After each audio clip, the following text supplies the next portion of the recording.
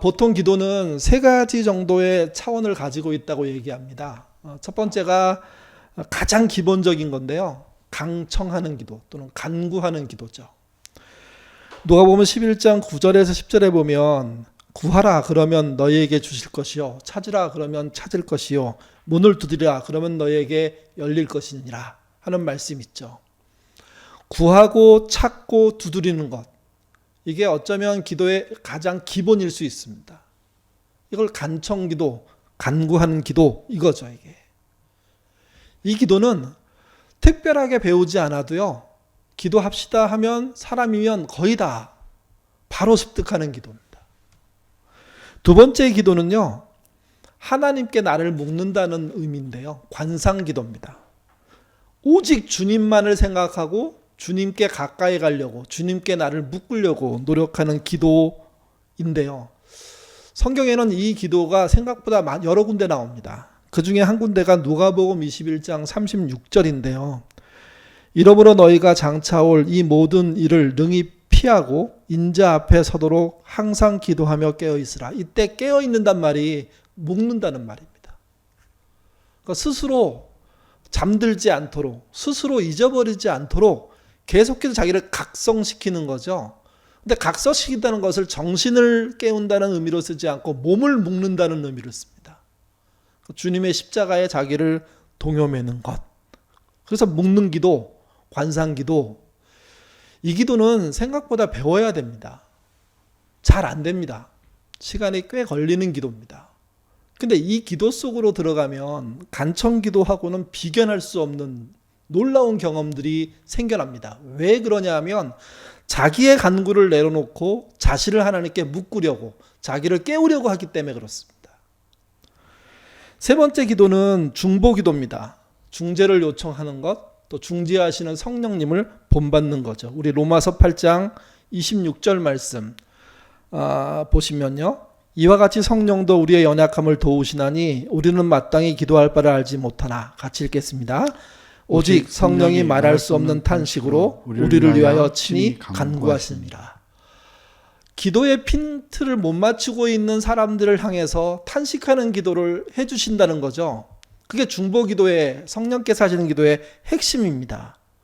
이걸 우리가 본받아서 중보기도라는 걸 하잖아요. 이게 앞에 두 기도, 간청기도와 관상기도는 스스로 자신의 어떤 역량을 키우는 거라고 할 수 있다면요, 중보기도는 네트워킹을 만드는 겁니다. 다른 사람을 향해 가는 겁니다. 이렇게 기도는 세 가지의 차원이 있다, 단계가 있다, 이렇게 보통 얘기하죠. 근데 오늘 본문은 그거보다 한 단계 더 나아가는 걸 말합니다. 그래서 네 번째 단계가 등장하는데요. 그게 뭐냐면 주님과 친구되기입니다. 요한복음 15장 15절 같이 읽겠습니다. 이제부터는 너희를 종이라 하지 아니하리니 종은 주인의 하는 것을 알지 못함이라.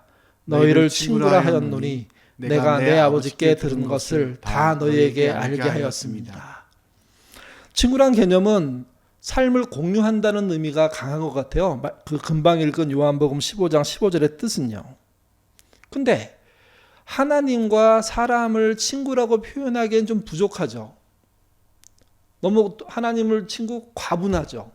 그러니까 사실은 하나님과 사람 사이에 친구란 단어를 넣어서 연결시키려고 하는 시도 자체는 그렇게 좋은 아이디어는 아니에요.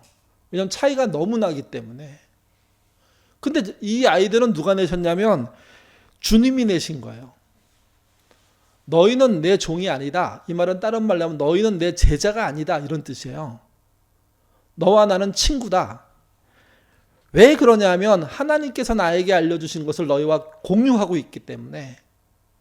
그러니까 친구란 개념을 동년, 배, 또래 이런 개념으로 보지 않고 하나님께서 주신 지식, 지혜, 정보를 공유하게 된 사람, 그 사람이 친구라고 얘기하는 거죠. 그래서 예수님의 친구가 누가 됐냐면 제자들이 된 겁니다. 이건 기도의 세 차원보다 훨씬 더 앞질러 나간 겁니다. 훨씬 더 삶의 영역에서 이루어지는 일들입니다. 주님과 공유하는 것이 있는 삶. 그게 기도의 절정이죠. 그게. 하나님과 사람 사이를 친구라고 표현하는 이야기는 구약에도 있습니다. 모세의 경우가 그런데요. 출애굽기 33장 11절 같이 읽겠습니다.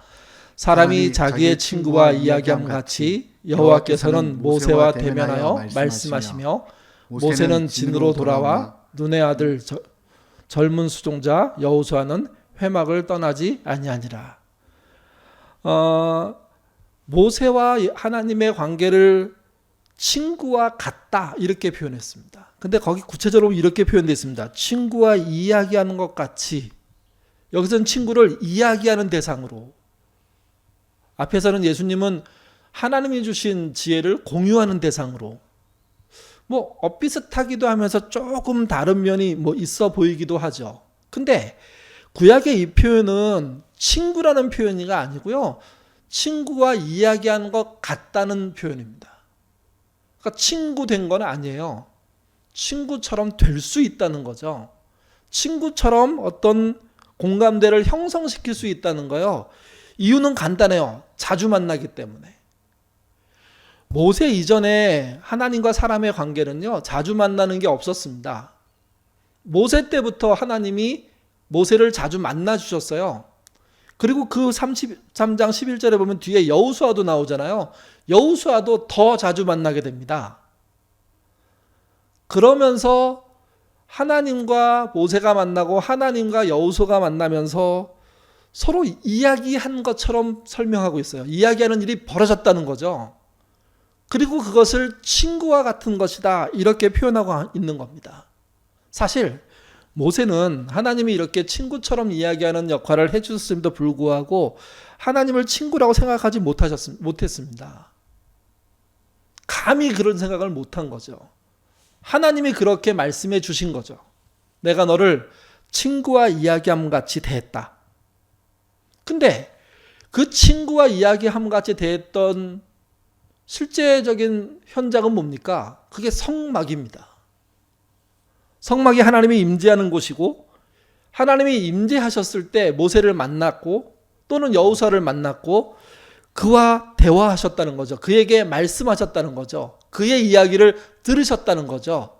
그리고 이것은 이 세상에서 비교해 봤을 때 친구의 관계에 대비할 수 있다. 이렇게 말하고 있는 겁니다. 이게. 예수님 당시로 와보면 예수님 당시에 그 성전, 모세 당시는 성막이죠. 그 성전은 유명무실했습니다. 그러니까 하나님이 임재하지 않으시는 곳이라고 말해도 괜찮아요. 왜 그러냐면 하나님의 임재 사건이 지난 400년 동안 없었거든요. 그야말로 형식적인 성막인 거예요. 성전인 거예요. 예수님은 그 성전에 올라가셔서 뭐라고 얘기했냐면 이게 강도의 소굴이다 이렇게 얘기했습니다. 하나님께 기도하는 곳이 아니라 강도의 소굴이 되었으니 하나님의 임재를 경험하는 게 아니라 사람들이 치고받고 싸우는 경쟁하는 그런 현장이 되고 만 거잖아요. 그때 주님은 뭐라고 말씀하시냐면 자신이 하나님의 성전이다 이렇게 말씀하십니다. 그리고 제자들과 함께 3년 동안 동거동락하십니다. 마치 이게 뭐와 비슷하냐면 성막에 하나님이 임재하시고 성막 안에 모세가 있어서 하나님을 만났던 그 모양하고 너무 비슷합니다. 예수님이 성전이시고 예수님과 함께 동거동락한 이들을 제자들은 예수님과 동거동락하면서 예수님과 같이 대화하게 되고 친구로 동행하게 된 거죠. 이게. 그래서 예수님의 시대로 넘어오면 모세가 경험했던 여호수아가 경험했던 것을 넘어서서 더 구체적으로 하나님과 동행하는 일들이 벌어졌고 그래서 친구라고 말할 수 있었던 거예요. 또 한 가지는 예수님은 친구의 기준을 좀 다르게 설명하십니다. 몸소 이제 바꿔버리시는데요. 요한복음 15장 12절부터 14절 메시지로 같이 한번 읽어보도록 하겠습니다. 내 계명은 이것이다. 내가 너희를 사랑한 것 같이 너희도 서로 사랑하여라. 최선의 사랑법은 이것이다. 친구를 위하여 너희의 목숨을 걸어라. 내가 너희에게 명하는 것을 너희가 행하면 너희는 내 친구가 된다. 계명이라고 얘기하면서 서로 사랑해라. 그리고 사랑의 내용을 뭐라고 표현하냐면요, 친구가 되는 거라고 표현했어요. 근데 친구가 그냥 좀 안면 있고 대화 좀 하고 또 서로 좀 이렇게 도와주는 관계로 표현하지 않고요, 목숨을 건 관계로 표현합니다. 그러니까 예전에 친구들하고는 전혀 다른 개념을 예수님이 집어넣으신 거죠. 예수인 당신과 제자인 그 당시의 사람이 친구가 되는 것은 목숨을 걸었다는 거예요. 목숨 건 관계라는 새로운 정의를 해 주십니다, 이게. 근데 예수님이 제자들의 시간이 된 어떤 시간과 제자들이 예수님과 친구가 된 시간은 차이가 있습니다. 그러니까 예수님이 먼저 목숨을 거시죠. 그래서 제자들을 위해서, 물론 제자만이 아니라 인류를 위해서 십자가에서 자기의 목숨을 내놓으십니다. 제자들은요, 예수님이 부활 승천하시고 난 다음에 한참 후에 깨닫습니다. 그리고 자신들도 예수님을 위해서 목숨을 내놓고, 제자들 대부분이 순교하잖아요. 순교한다는 의미로서 보면 목숨을 내놓고 하나님을 사귄 친구가 되었다는 표현도 되기도 합니다. 그래서 예수님이 먼저 목숨을 거셨고 목숨을 내놓은 사이라면 제자들은 그 후에 그 모범을 보고 목숨을 내놓고 자신의 삶 자체를 하나님께 드린 존재로서 산 거죠. 이게. 그게 친구의 원형입니다. 원형. 이 원형을 따라 우리는 주님과 친구가 될 수 있습니다. 어떤 전제로요? 우리도 목숨을 걸면, 우리도 생명을 다하면, 그분을 위해서 순교하라는 뜻이 아니라 평생을 그분을 향해서 목숨을 내놓을 태도로 살아야 된다는 거죠. 그런 마음으로 살아야 된다는 거죠. 그런 것을 가장 잘한 사람이 누구냐? 이렇게 구분할 수는 없겠죠. 근데 제가 느끼기에 정말 현실적으로 잘한 분이 누구냐? 그게 로렌스 형제라는 수사입니다. 하나님의 임재 연습이라는 우리 유명한 책에서 보면 그는 수도원의 요리사였잖아요. 근데 그 요리사로 살았던 그가 수도에 정진했던 수도사보다 훨씬 더 하나님을 가까이에서 만났습니다. 동행했습니다. 그러니까 24시간 하나님과 함께하는 친구 관계를 이룬 거죠, 이게. 그러면서 그런 말합니다. 자신의 삶, 요리하는 모든 것이 정말 그분과 동행하는 삶의 내용이었다고요. 이 말을 다른 말로 바꾸면요, 거기에 목숨을 걸었다는 거예요. 음식을 하면서 사람을 섬기는 그 일이 하나님과 동행하는 일로 확신했고, 그 동행하는 일을 하면서 뭘 한 거냐면 하나님과 직접 교제하고 말하고 대화했다는 거죠. 그리고 난 다음에 한 걸음 더 나가서 그 일에 그는 평생 목숨을 걸고 살아도 좋겠다는 겁니다. 이게. 로렌스 수사의 모든 이야기를 읽을 수 없으니까 한 토막만 갖다 읽어보죠. 같이 읽겠습니다. 일을 하는 동안 나는 시종 주님과 쉬지 않고 얘기를 나눕니다. 진짜 그분이 내 옆에 계신 것처럼 말입니다. 나는 나와 봉사를 그분께 올려드리며 날 도와주시는 그 도움을 인하여 감사를 드립니다. 이게 무슨 말인지 하나 생각해 보실 필요가 있습니다. 일하는 동안 나는 시종 주님과 쉬지 않고 대화를 했대요.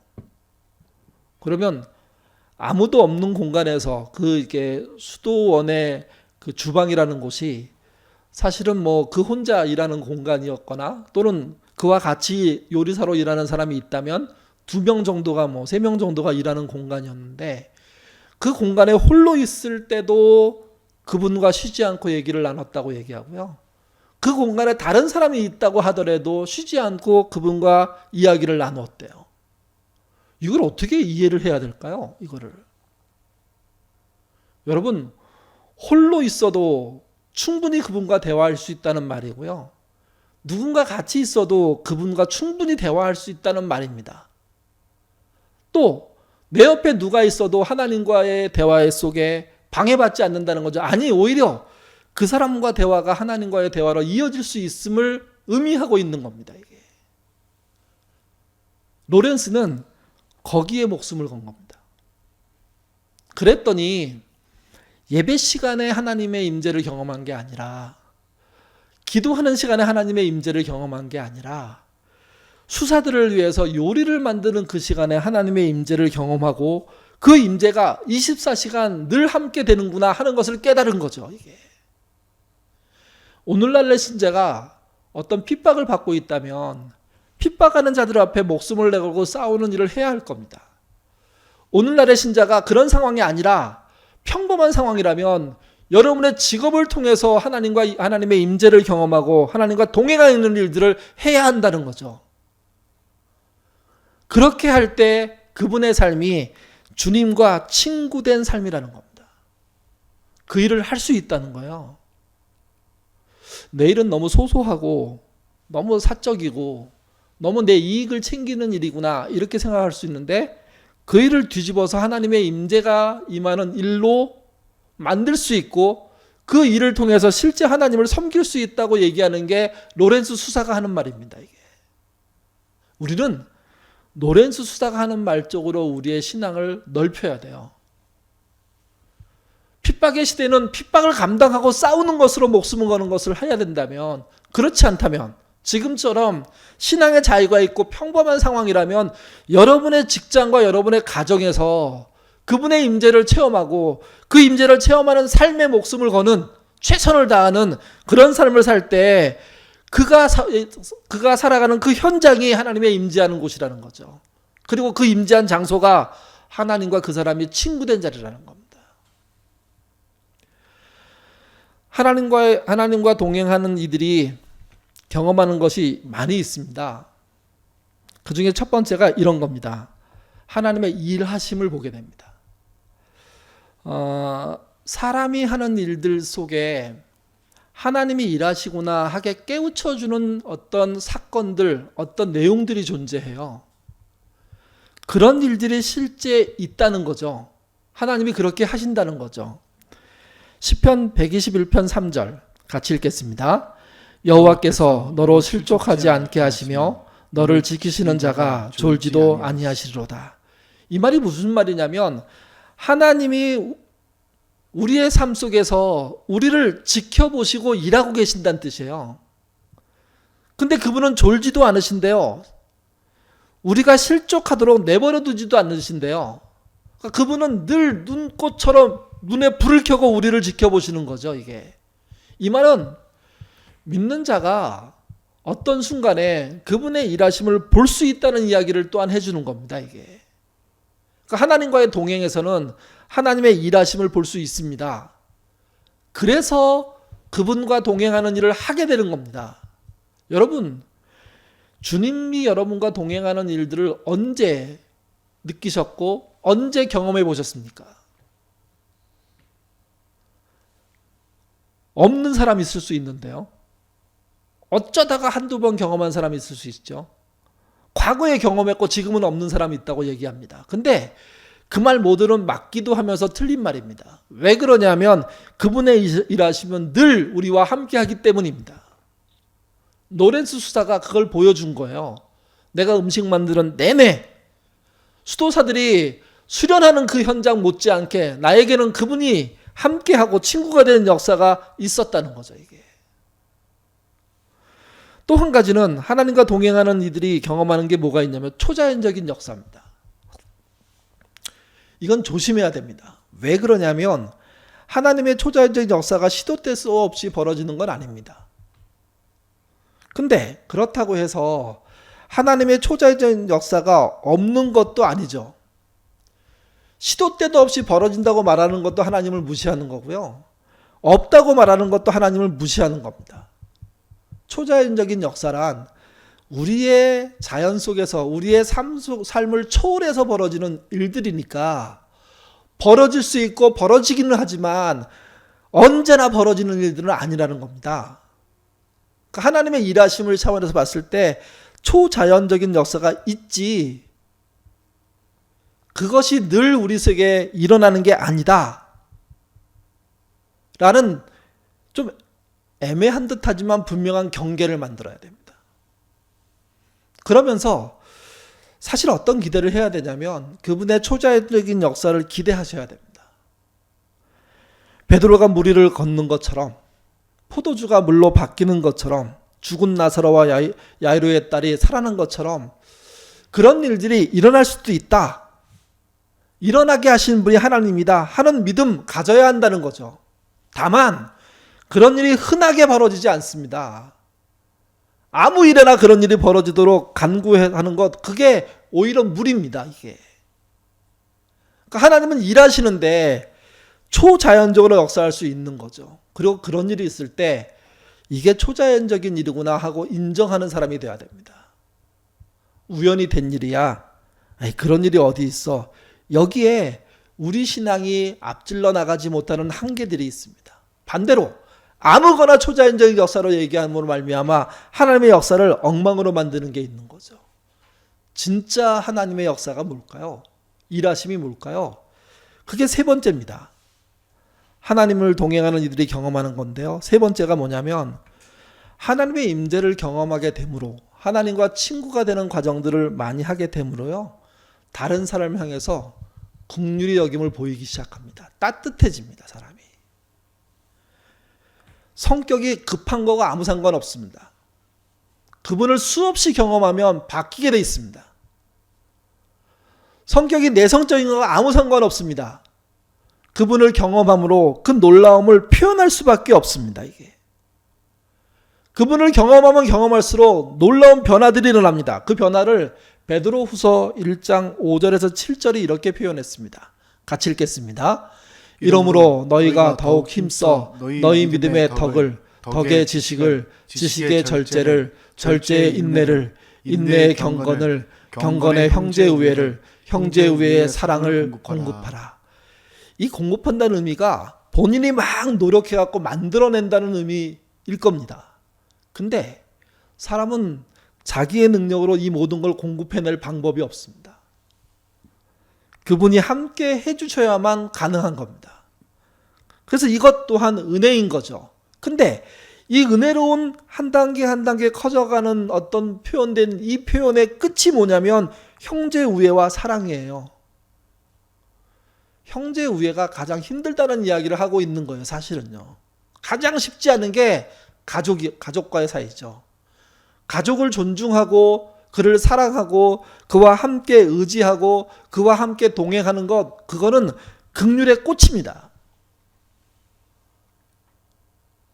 그 꽃을 만들어내는 것이 뭘 하게 된 결과냐? 하나님의 일하심을 본 결과요. 동시에 그게 초자연 역사의 어떤 꽃이라는 거죠, 이게. 그러니까 그 친구됨을 우리가 해야 하고 할 때 의미가 있다는 겁니다. 마지막으로 하나님의 임재를 느끼게 되면요, 더 기도하게 됩니다. 왜 여러분 요즘 기도하지 않으십니까? 그분의 임재라는 걸 모르기 때문이죠. 못 느끼기 때문이죠. 없다고 생각하기 때문이죠. 그러니 기도의 재미라는 게 없습니다. 기도를 너무 거룩한 용어로 형식적으로 하기 때문입니다. 로렌스 수사가 했던 기도의 핵심은 그거예요. 음식을 만들면서 이 음식을 지금 40인분 만드는데 이게 수사들이 기도회 끝나고 난 다음에 먹을 음식입니다. 라는 이야기를 누구에게 한 거냐면 로렌스는요, 하나님께 한 거예요. 그들이 배고픔 속에서 절제하며 살고 있는데 이 음식이라도 맛있게 먹여야죠. 그게 제게 주신 하나님의 어떤 책임이죠. 주님, 제가 그거 준비하고 있습니다 하는 이야기를 소소하게 한 겁니다. 이 말은 우리가 그분의 임재를 느끼려면 거창한 기도와 대단한 기도로서 느낄 수 있는 게 아니라 나의 일상 용어로 그분께 기도할 때 느끼게 되는 거예요. 주님, 제가 오늘 지금 일어나서 이제 하루를 시작합니다. 오늘 일과가 이건데 오늘 만난 사람이 이 사람인데 그 사람 한 명 한 명을 만날 때 내가 정말 사랑하는 사람을 만나듯 최선을 다하게 해 주십시오 라는 기도를 해야 된다는 거예요. 거룩하시고 전능하시고 복음을 전하시고 희생하시고 십자가를 지시고 이런 이야기를 하라는 게 아니라, 그래서 여러분의 기도의 용어가 점점점 여러분의 이야기처럼 낮아져서 여러분 옆에 하나님이 계신 것처럼 이야기하는 것을 할 때 더 기도하게 되는 거예요. 근데 문제는 그런 기도가 아니라, 따뜻해지는 기도가 아니라 무언가 더 이렇게 능력을 얻으려고, 힘을 얻으려고 하는 기도처럼만 해버리니까 기도가 재미가 없죠. 왜? 그 말이 무슨 말인지도 모르고 해야 하니까. 이런 글이 있더라고요. 왜 오늘날의 신자들이 기도하는 것보다 핸드폰을 더 좋아할까? 여러분, 하루에 핸드폰 몇 분 만지세요? 몇 분? 몇 분은 너무 짧은가요? 요즘 핸드폰들 보니까 일주일 지나고 뭐 이러면 당신의 하루에 그 핸드폰을 만진 시간은 몇 시간입니다. 이렇게 나오던데요. 그거 몇 시간이세요? 1시간 이하 있으십니까? 그 나들목에서 아무 대답도 없는데요. 여러분 한번 생각해보세요. 핸드폰을 만지는 시간이 몇 시간입니까?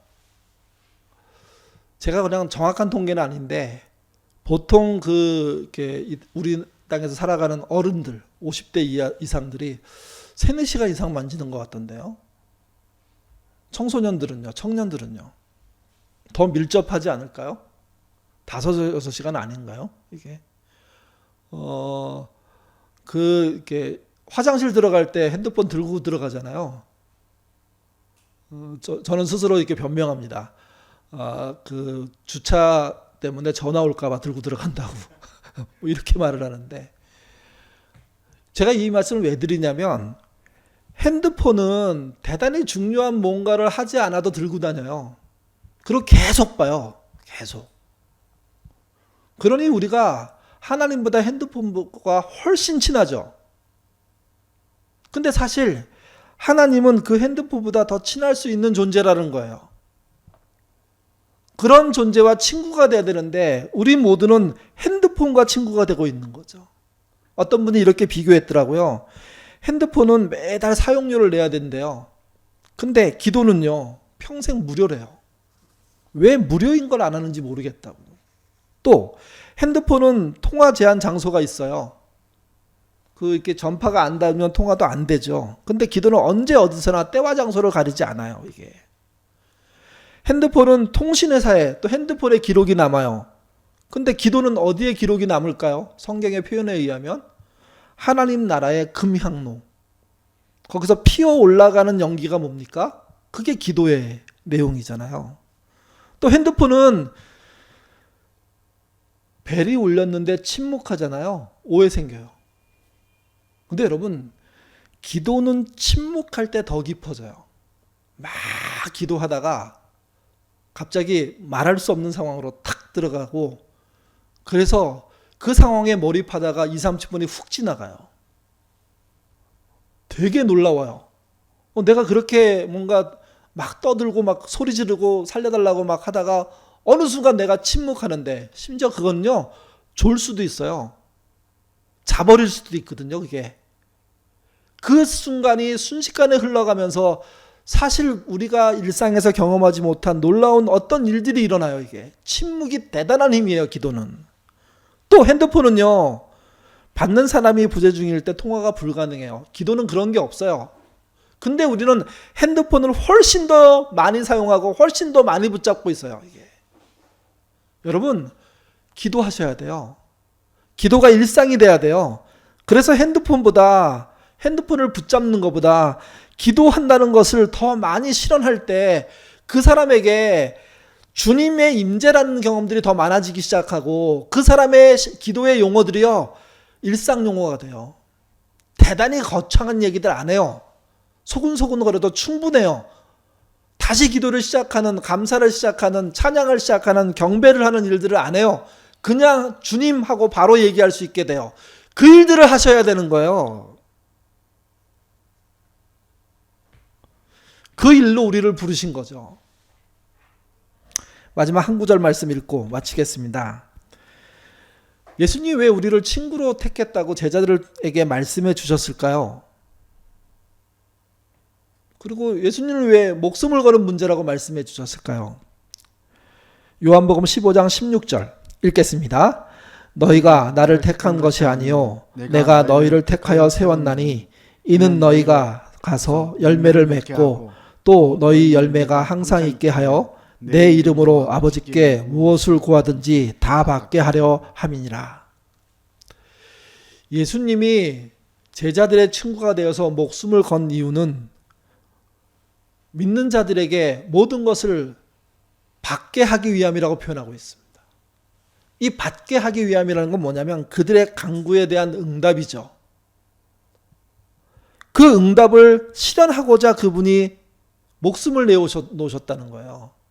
물론 이 말은 이런 말이 아니에요. 우리가 투기를 하거나 남을 이겨먹으려고 싸우거나 하는 경쟁에서 이기기 위해서 예수님을 쓸 수 있다는 얘기가 아니에요. 그들과 함께 그들을 긍휼히 여기며 더 따뜻한 포근한 삶들을 살 수 있는 삶의 태도일 때 그분의 응답들이 있다는 이야기죠. 그러기 위해서 예수님은 친구가 되어주신 것이고 목숨을 건 겁니다. 메시지는 조금 다르게 의역했는데요. 메시지 버전 같이 읽어보겠습니다. 읽겠습니다. 잊지 마라. 너희가 나를 선택한 것이 아니라 내가 너희를 선택했다. 썩지 않을 열매를 맺게 하려고 내가 너희를 세상에 두었다. 너희가 열매를 맺는 사람으로서 나와 연결되어 아버지께 구하면 아버지께서 무엇이든지 너희에게 주실 것이다.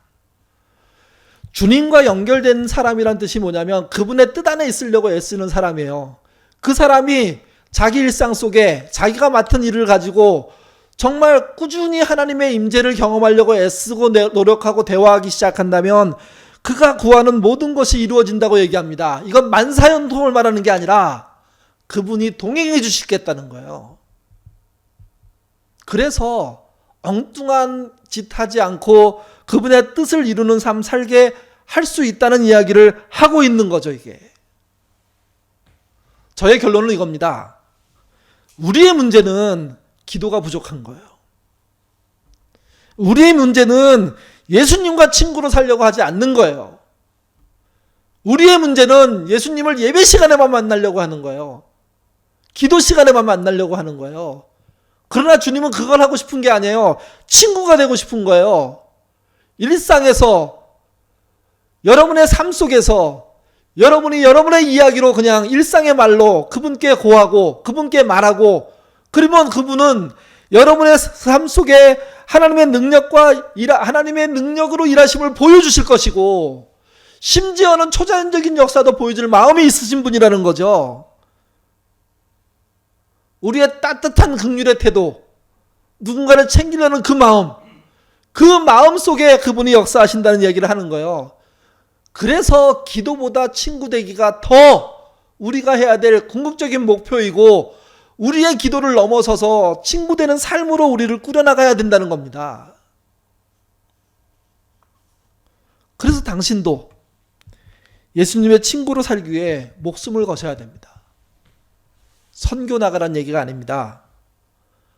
여러분의 일상에 여러분의 일에 만나는 사람을 놓고 그분을 주님의 사람으로 인정하고 그분과 대화하는 일을 신중하고 따뜻하고 성실하게 하신다면 그것이 결국은 친구 되는 일을 해내는 것이고 로렌스 수사가 음식을 만들면서 하나님을 경험했던 것처럼 여러분도 그렇게 할 수 있게 되는 거죠, 이게.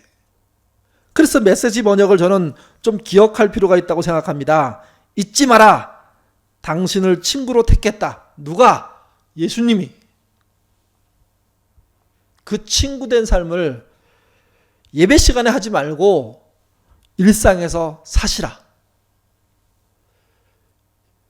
특별한 말로 살지 말고 일상의 언어로 하시라. 그러면 더 깊은 경험과 더 깊은 체험과 더 일하시는 하나님을 보게 될 것입니다. 그런 자리로 들어가시는 저와 여러분 되시기를 주님의 이름으로 부탁드립니다. 기도하겠습니다. 하나님, 우리는 교회에서 제공하는 예배 시간과 교회에서 제공하는 기도 시간이 없으면 예배 드릴 수 없고 기도할 수 없다고 생각합니다. 그러나 예수님의 친구로 살았던 제자들은 예배 시간만이 아니라 일상에서 주님을 만났고 교제했고 대화했던 걸 볼 수 있습니다. 신약의 시대의 사람만 그런 게 아니라 구약의 모세도 여호수아도 믿음의 사람들도 거룩하고 거창하고 대단한 말, 어려운 말로 주님을 만난 게 아니라 자기의 일상에서 주님을 만났던 것을 보게 됩니다. 우리가 그럴 수 있는 존재라는 사실을 잊지 않게 하시고, 예배 시간도 소중하지만, 기도회로 모이는 시간도 소중하지만, 그러나 우리의 일상 더 많은 시간을 핸드폰에게 빼앗기지 않고 기도할 수 있는 우리가 되도록 주님 인도하여 주옵소서. 수시로 우리의 현장과 현실에 필요한 언어로 사용하는 언어로 기도하게 하시고, 그 기도를 통해서 더 자주 주님을 만나며 더 자주 주님을 경험으로 말미암아 정말 주께서 원하시는 힘과 능력과 은혜로 살아가는 우리가 되도록 인도하여 주옵소서. 예수님은 우리의 친구가 되시기 위해서 목숨을 거셨습니다. 우리도 주님의 친구가 되기 위해서 목숨인 일상을 거는 우리가 되도록 도와주옵소서. 감사하며 예수님 이름으로 기도드립니다. 아멘.